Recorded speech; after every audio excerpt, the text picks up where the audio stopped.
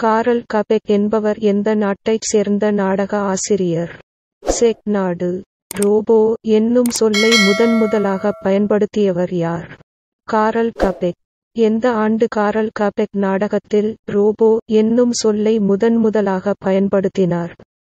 1920ஆம் ஆண்டு. ரோபோ என்னும் சொல்லின் பொருள். அடிமை. தானியங்கியின் செயலை எது கட்டுப்படுத்தும்? கணினி. தானியங்கி தோற்றத்தில் மனிதர் போல இல்லாமலும் இருக்கலாம். ஆனால் மனிதர்களைப் போலச் செயல்களை நிறைவேற்றும் என்று எந்த கலைக்களஞ்சியம் விளக்கம் தருகிறது? பிரிட்டானிக்கா கலைக்களஞ்சியம். நுண்ணுணர்வு கருவிகள் என்பதற்கு இணையான ஆங்கில சொல் என்ன?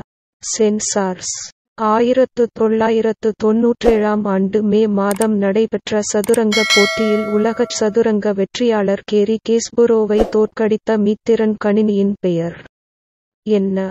டீப்-புளூ. மீத்திறன் கணினியை உருவாக்கிய நிறுவனம் எது? IBM நிறுவனம். உலகிலேயே முதன்முதலாக சோஃபியா என்ற ரோபோவுக்கு குடியுரிமை வழங்கிய நாடு எது? Saudi Arabia. சோஃபியா என்ற ரோபோவிற்கு புதுமைகளின் வெற்றியாளர் என்ற பட்டத்தை வழங்கிய அமைப்பு எது? ஐ.நா. சபை. நுட்பமாகச் சிந்தித்து அறிவது என்பதன் பொருள் என்ன? நுண்ணறிவு. தானே இயங்கும் எந்திரம் எது? தானியங்கி. நின்றிருந்த என்னும் சொல்லை பிரித்து எழுத கிடைக்கும் சொல் என்ன?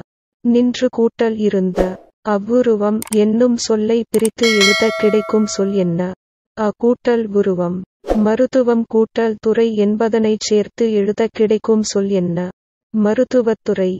செயல் கூட்டல் இழக்க என்பதனைச் சேர்த்து எழுத கிடைக்கும் சொல் என்ன? செயலிழக்க. நீக்குதல் என்னும் சொல்லின் எதிர்ச்சொல் என்ன? சேர்த்தல். எளிது என்னும் சொல்லின் எதிர்ச்சொல் என்ன? அரிது. மனிதன் தன் வேலைகளை எளிதாக்க கண்டுபிடித்தவை. இயந்திரம். தானியங்கிகளுக்கும் எந்திரமனிதர்களுக்கும் இடையே உள்ள முக்கிய வேறுபாடு. செயற்கை நுண்ணறிவு. உலக சதுரங்க வீரரை வெற்றி கொண்ட மீத்திறன் கணினியின் பெயர். டீப்-புளூ.